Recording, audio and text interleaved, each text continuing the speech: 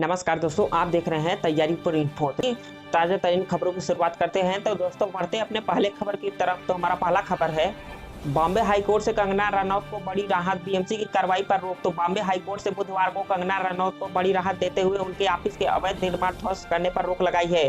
Court ने BMC की कार्रवाई पर रोक लगा दी है। अभिनेत्री ने बीएमसी की कार्रवाई को बॉम्बे हाईकोर्ट में चुनौती दी थी। अभिनेत्री कंगना रनौत शिवसेना की धमकी के बावजूद आज 2:30 बजे तक मुंबई पहुंचने वाली है। मोहाली से कड़ी सुरक्षा के बीच कंगना मुंबई के लिए निकली और 12:30 बजे जो है कंगना की फ्लाइट ने मुंबई के लिए उड़ान भरी। इससे पहले बीएमसी ने कंगना के ऑफिस के एक हिस्से को अवैध बताकर तोड़फोड़ की। कार्रवाई की पहले बीएमसी ने एक नोटिस चिपकाया और अवैध निर्माण तोड़ने की बात कही और थोड़ी ही देर में बीएमसी के अधिकारी हथौड़ा लेकर कंगना के ऑफिस पहुंच गए। ऑफिस के भीतर तोड़फोड़ की। करीब 2.5 घंटे की कार्रवाई के बाद कंगना के दफ्तर से बीएमसी टीम लौट गई। तो बीएमसी ने यह कार्रवाई तब की जबकि अभिनेत्री कंगना रनौत मुंबई पहुंचने वाली है। तो साथ ही साथ दोस्तों बढ़ते अपने अगले खबर की तरफ। तो उद्धव ठाकरे पर कंगना का सीधा हमला। तो कहा, आज मेरा घर टूटा है, कल तुम्हारा घमंड भी टूटेगा। उद्धव ठाकरे, तुझे क्या लगता है कि तूने फिल्म माफिया के साथ मिलके मेरा घर तोड़ के मुझसे बहुत बड़ा बदला लिया है? आज मेरा घर टूटा है, कल तेरा घमंड टूटेगा। ये वक्त का पहिया है, याद रखना, हमेशा एक जैसा नहीं रहता। और मुझे लगता है कि तुमने मुझ पर बहुत बड़ा एहसान किया है, क्योंकि मुझे पता तो था कि कश्मीरी पंडितों पे क्या बीती होगी। आज मैंने महसूस किया है और आज मैं इस देश को वचन देती हूँ कि मैं सिर्फ अयोध्या पे ही नहीं, कश्मीर पे भी एक फिल्म बनाऊंगी और अपने देशवासियों को जगाऊंगी, क्योंकि मुझे पता था हमारे साथ होगा तो होगा, लेकिन मेरे साथ हुआ है, इसका कोई मतलब है, इसके कोई मायने हैं। और उद्धव ठाकरे, ये जो क्रूरता और ये जो आतंक है, अच्छा हुआ ये मेरे साथ हुआ, क्योंकि इसके कुछ मायने हैं। जय हिंद, जय महाराष्ट्र। तो हमारा अगला खबर है, कोरोना में ढील का फायदा उठा पीएम किसान सम्मान निधि योजना में किया 110 करोड़ का घोटाला, 80 अधिकारी हटे, 18 लोग अरेस्ट। तो घोटाले के 110 करोड़ रुपए में से 32 करोड़ रुपए दोबारा प्राप्त कर लिए गए हैं। ज्यादातर राशि सीधे बैंक अकाउंट से वापस की गई है। तो सरकार ने अगले 40 दिनों में बची हुई राशि की वापसी की उम्मीद भी जताई है। तो तमिलनाडु में प्रधानमंत्री किसान सम्मान निधि योजना में 110 करोड़ का घोटाला सामने आया है। तो सरकारी अफसरों और जो है स्थानीय नेताओं की मदद से ऑनलाइन धोखाधड़ी के जरिए इस घोटाले को अंजाम दिया गया है।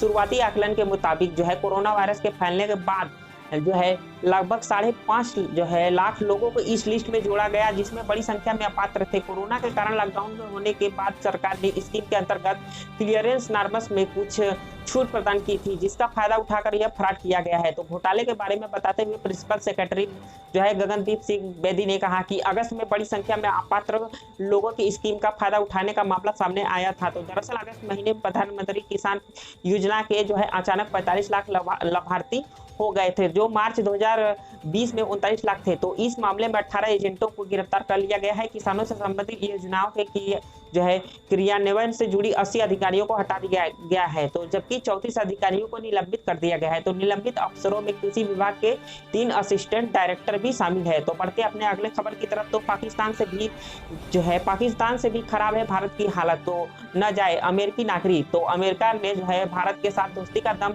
भरने वाले अमेरिका की नजर में भारत की हालत पाकिस्तान से भी खराब है और उसने अपने देशवासियों को भारत नहीं जाने की सलाह दी है। तो अमेरिका ने पाकिस्तान के लिए अपनी यात्रा परामर्श में संशोधन किया है और इसे तीसरे स्तर पर रखते हुए देशवासियों से पाकिस्तान की यात्रा की योजना पर पुनर्विचार करने को कहा है। तो भारत अभी भी न जाने वाले देशों की सूची में शामिल है।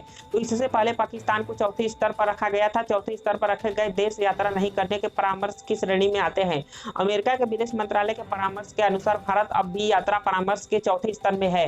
भारत के अलावा सीरिया, ईरान, इराक और यमन समेत कई देश चौथे जो है स्थान वाले सूची में शामिल है। तो अमेरिका ने भारत में कोरोना वायरस संक्रमण के ज्यादातर जो है बढ़ रहे मामलों के मद्देनजर जो है वहां यात्रा नहीं करने का परामर्श 6 अगस्त को जारी किया था। बढ़ते अपने दोस्तों अगले खबर की तरफ। तो जियो का सस्ता 5G फोन दिसंबर में होगा लॉन्च। मुकेश अंबानी ने कर ली है तैयारी। तो मुकेश अंबानी ने रिलायंस इंडस्ट्रीज की 43वीं एनुअल मीटिंग में अपनी 5G सर्विस के साथ ही अपने सस्ते 5G स्मार्टफोन की घोषणा की थी, जिसके बाद भारत में बेहद सस्ते जियो 5G स्मार्टफोन का इंतजार हो रहा है। तो गूगल के साथ मिलकर 5G फोन लाने वाले रिलायंस जियो ने ऑफिशियल तौर पर हैंडसेट के बारे में अभी तक कोई जानकारी साझा नहीं किया है, लेकिन अब सामने आई एक रिपोर्ट के अनुसार कहा जा रहा है कि रिलायंस इस साल दिसंबर में नए जियो स्मार्टफोन लॉन्च जो है कर सकती है। तो बिजनेस स्टैंडर्ड की रिपोर्ट में बताया गया है कि यह नया जो है स्मार्टफोन कंपनी के 2G भारत मुक्त अभियान का हिस्सा होगा। तो बढ़ते दोस्तों अपने अगले खबर की तरफ। तो हमारा अगला खबर है, किसानों ने फसल बीमा के लिए जो है प्रीमियम भरा 300 रुपए, मुआवजा मिला 4 रुपए। तो मध्य प्रदेश के जो है विदिशा जिले में किसानों के लिए प्रधानमंत्री फसल बीमा योजना मजाक बनकर रह गई है। तो स्थिति यह है कि किसानों ने जो है जितनी प्रीमियम राशि जमा की उससे जो है फसल नुकसान होने पर 1% की राशि मुआवजे के रूप में मिली है। तो बात क्षेत्र की बिछिया सहकारी समिति के अंतर्गत आने वाले 20% किसानों को 4 रुपए से लेकर 100 रुपए तक का मुआवजा मिला है, जबकि इन किसानों ने 640 रुपए प्रति हेक्टेयर के मान से प्रीमियम राशि जमा कराई थी। तो ग्राम बिछिया के किसान जो है हमीद खान ने 3 बीघा जमीन के लिए 300 रुपए प्रीमियम राशि जमा कराई थी। उन्हें जो है 4 रुपया 89 पैसे जो है क्षतिपूर्ति राशि मिली है। इसी तरह इसी गांव की मुन्नी बाई को 6 रुपए की राशि मिली है और उनके नाम 3 बीघा जमीन है। एग्रीकल्चर इंश्योरेंस नामक फसल बीमा कंपनी ने 2 माह पहले वर्ष 2018 में खरीफ फसल को हुए नुकसान के बदले क्षतिपूर्ति राशि जारी की है। तो कृषि विभाग के अनुसार जो है जिले में 62,955 जो है किसानों के लिए 127 करोड़ रुपए की राशि मंजूर हुई थी। विभाग के उप संचालक जो है अमर सिंह चौहान का कहना है कि किसानों को इतनी कम राशि मिलने पर वे जो है बीमा कंपनी को पत्र लिखेंगे। बीमा कंपनी ने जो है 2 दिन पहले वर्ष 2019 में खरीफ फसल को हुए नुकसान की राशि जारी की है, जिसमें 1 लाख जो है 2000 किसानों के लिए 318 करोड़ रुपए मंजूर किए हैं। तो इसमें जो है इस तरह की गड़बड़ी की आशंका है कि प्रधानमंत्री फसल बीमा योजना में जो है किसान से औसत उत्पादन की 2% जो है राशि प्रीमियम की राशि जमा कराई जाती है। तो इसके अलावा जो है केंद्र और राज्य सरकार जो है 5-5 जो है लाख फीसदी राशि अपने हिस्से से बीमा कंपनी जमा कराती है। तो नुकसान होने पर जो है बीमा कंपनी हल्केवार नुकसान के आधार पर क्षतिपूर्ति राशि प्रदान जो है किसानों को प्रदान करती है। तो बढ़ते अपने अगले खबर की तरफ। तो यूपी में 9 से 12वीं तक के स्कूल खोलने की तैयारी तेज। तो क्लास में 6 फीट की दूरी पर बैठेंगे बच्चे, जानिए क्या है नियम। तो यूपी में लॉकडाउन को पूरी तरीके से खत्म करने के बाद अब जो है स्कूल कॉलेज खोलने की तैयारी में है। केंद्र सरकार की तरफ से जो है जारी गाइडलाइन और केंद्रीय स्वास्थ्य एवं परिवहन कल्याण मंत्रालय की ओर से जारी मानक संचालक प्रक्रिया जो है SOP को ध्यान में रखकर जो है स्कूल कॉलेज खोले जाएंगे। बता दें कि गृह मंत्रालय ने 21 जो है सितंबर से शर्तों के साथ कुछ जो है उच्च शिक्षण संस्थानों को खोलने की अनुमति दी है। तो स्कूल कॉलेजों कौशल संस्थानों और सैनिटाइज करना जरूरी होगा। इसके बिना स्कूल नहीं खोले जा सकते हैं। तो जिस भी स्कूल या कॉलेज या संस्थान को क्वारंटाइन सेंटर बनाया गया था उन्हें विशेष सावधानी बरतनी होगी। उन्हें पूरी तरीके से सैनिटाइज करके ये सुनिश्चित करना होगा कि संस्थान जो है संक्रमण रहित हो गया है। तो क्लास में कुर्सियां 6 फीट की दूरी पर लगाई जाएंगी। स्कूल या कॉलेज में आने वाले जो है सभी के लिए मास्क पहनना जरूरी होगा। गेट पर थर्मल स्क्रीनिंग एवं जो है हैंड सैनिटाइज करने के इंतजाम भी करने होंगे। स्कूलों में जो है 21 सितंबर के बाद जो है सिर्फ 9 से 12 के छात्रों के शिक्षक से सलाह के लिए जो है स्वेच्छा से जाने की अनुमति है, लेकिन इसके लिए अभिभावकों की लिखित अनुमति होनी चाहिए, जबकि 50% शिक्षकों एवं अन्य स्टाफ को स्कूलों में जाने की अनुमति दी गई है। तो बीमारी जो है कर्मी एवं गर्भवती महिला कर्मियों को जाने की मनाही है। तो बढ़ते अपने अगले खबर की तरफ। तो महामारी से बाल मजदूरी, बाल तस्करी और गुलामी में होगा इजाफा। तो इस रिपोर्ट में हुआ है खुलासा। तो कोरोना महामारी जो है की वजह से बच्चों पर जो है मंडराते वैश्विक संकट पर चर्चा के लिए आयोजित 2 दिवसीय जो है लॉरिएट्स एंड जो है लीडर्स फॉर चिल्ड्रंस जो है समिट में share for children preventing the loss of जो है जनरेशन टू कोविड-19 नामक एक रिपोर्ट जारी की गई है। यह रिपोर्ट चौंकाने वाली रहस्यों का उद्घाटन करती है कि रिपोर्ट में बताया गया है कि G20 देशों द्वारा वित्तीय राहत के रूप में 8.02 ट्रिलियन अमेरिकी डॉलर देने की घोषणा की गई थी, लेकिन उसमें से अभी तक केवल जो है 0.13% या 10.2 बिलियन अमेरिकी डॉलर ही कोविड-19 महामारी के दुष्प्रभावों से लड़ने के बाद में आवंटित किया गया है।